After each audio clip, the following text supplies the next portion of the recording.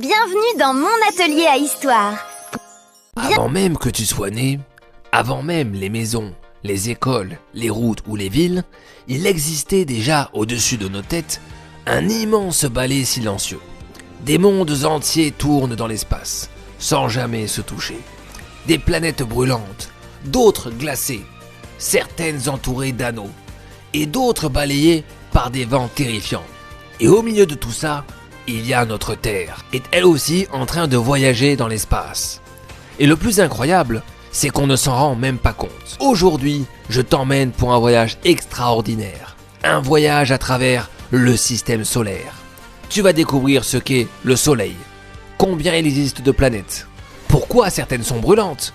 Pourquoi d'autres sont glacées. Et surtout, pourquoi notre planète est si précieuse. Mais si tu veux en savoir plus, abonne-toi. On sort une vidéo par mois le vendredi à 17h et on t'aide à comprendre le monde. Alors, attache bien ta ceinture, notre voyage commence maintenant.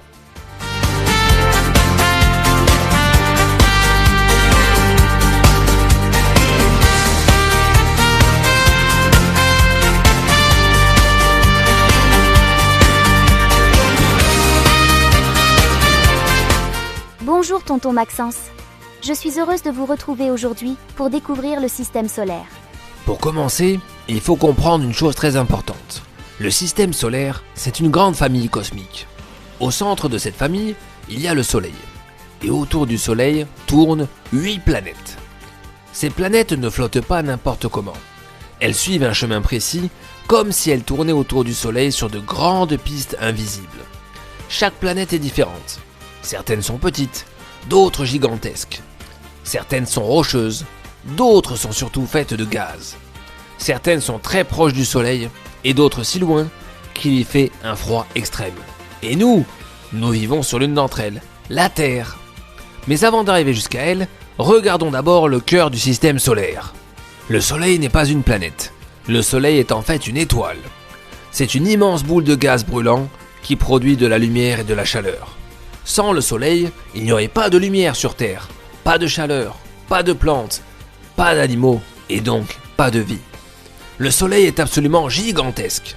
Pour te donner une idée, on pourrait mettre plus d'1 million de terres à l'intérieur. Plus d'1 million de terres. Oui, plus d'1 million. Et pourtant, vu d'ici, il paraît tout petit dans le ciel. Même s'il semble loin, il est si puissant qu'il maintient toutes les planètes autour de lui grâce à sa gravité. C'est un peu comme le chef d'orchestre du système solaire. Et maintenant que nous savons cela, approchons-nous de la première planète. La première planète du système solaire s'appelle Mercure. C'est la planète la plus proche du Soleil. Mercure est petite, rocheuse et très particulière. Pourquoi ? Parce que ses températures changent énormément. Le jour, quand elle fait face au Soleil, il y fait extrêmement chaud.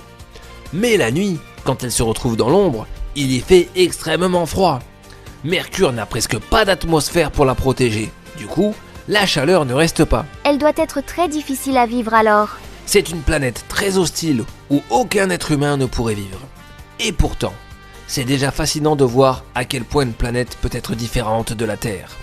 Mais attends, la suivante est encore plus surprenante. La deuxième planète s'appelle Vénus. Quand on la regarde depuis la Terre, elle peut paraître très belle. Vénus a l'air belle. Très brillante, presque mystérieuse. Mais en réalité, Vénus est l'un des endroits les plus infernaux du système solaire. Elle est entourée d'une atmosphère très épaisse, qui garde la chaleur prisonnière. Résultat, elle est encore plus chaude que Mercure, alors même qu'elle est plus loin du Soleil. Même plus chaude que Mercure. Sur Vénus, il fait si chaud qu'on ne pourrait pas y vivre. Le ciel y serait très différent du nôtre, et l'air serait totalement irrespirable. Parfois, ce qui semble beau de loin peut être extrêmement dangereux de près. Et maintenant, nous arrivons sur la planète la plus importante pour nous. Voici la Terre, notre maison. La Terre est la 3e planète du système solaire. Et pour le moment, c'est la seule planète connue où il existe de la vie. Pourquoi ? Parce qu'elle possède exactement ce qu'il faut. De l'eau liquide, de l'air respirable, une température ni trop chaude ni trop froide, et une atmosphère qui nous protège. C'est grâce à cela que les plantes poussent, que les animaux vivent et que nous pouvons exister. Alors la Terre, c'est vraiment la planète parfaite pour la vie. Quand on regarde la Terre depuis l'espace, elle paraît magnifique. bleue, blanche, vivante. Et quand on y pense, c'est assez bouleversant. Parmi toutes les planètes que nous allons voir aujourd'hui, la nôtre est incroyablement précieuse. La Terre n'est pas juste une planète, c'est notre foyer. C'est fou de se dire qu'on vit sur quelque chose d'aussi précieux. Mais notre voyage continue. Bienvenue sur Mars. Mars est souvent appelée la planète rouge. Pourquoi rouge? Parce que son sol est recouvert d'une poussière riche en fer, un peu comme de la rouille. Mars fascine énormément les scientifiques. Pourquoi? Parce qu'on pense qu'autrefois, il y a très longtemps, il y a peut-être eu de l'eau à sa surface. Tu crois qu'il y a déjà eu de la vie sur Mars? Et là où il y a de l'eau, on peut se demander s'il y a eu un jour une forme de vie. Aujourd'hui, Mars est froide, sèche et désertique. Mais elle continue de faire rêver le monde entier.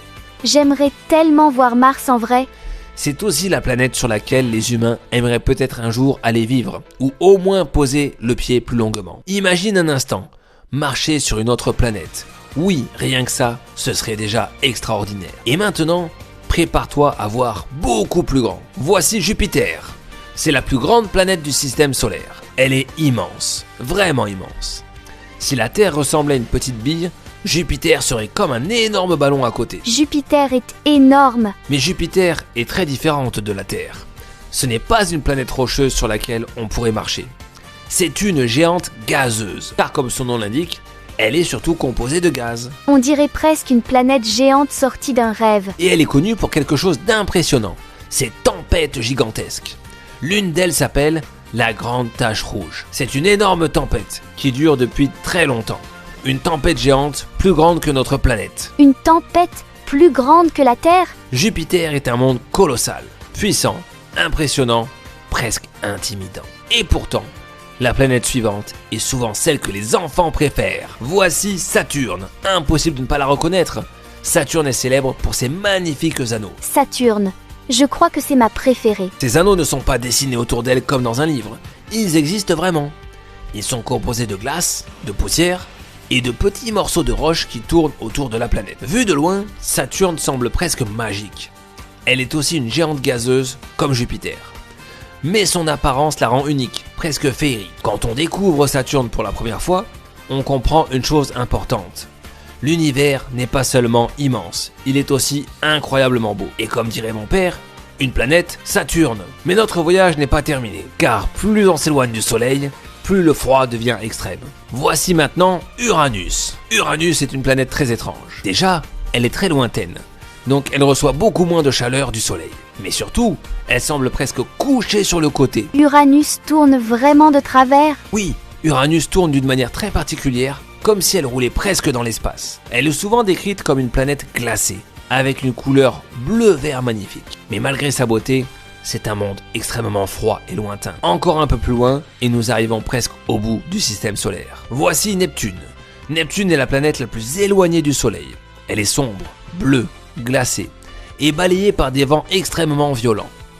C'est une planète lointaine, mystérieuse, presque silencieuse. Ça doit être incroyablement froid là-bas. Le Soleil y semble très loin, et pourtant, Neptune continue elle aussi à tourner autour de lui. Quand on arrive jusqu'ici, on comprend à quel point notre système solaire est immense.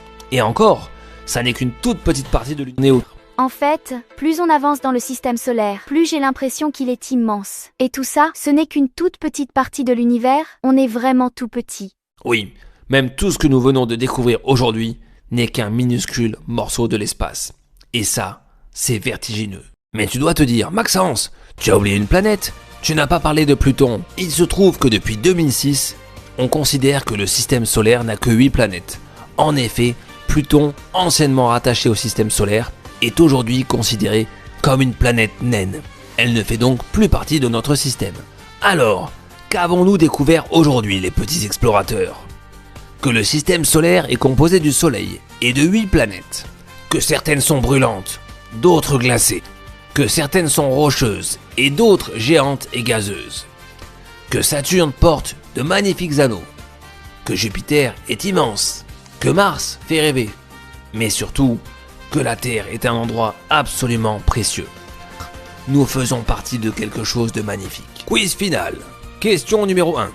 Quelle est la planète la plus proche du Soleil? Vénus, Mercure, Mars.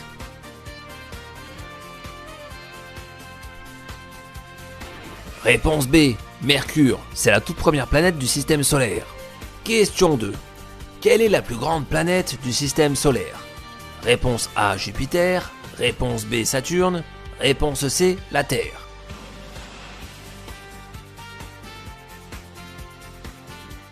Réponse A. Jupiter, c'est la plus grande de toutes. Question 3. Sur quelle planète vivons-nous? Réponse A. Mars. Réponse B. Vénus. Réponse C. La Terre. Réponse C. La Terre, bien entendu, c'est notre maison. Question numéro 4. Quelle planète est célèbre pour ses anneaux?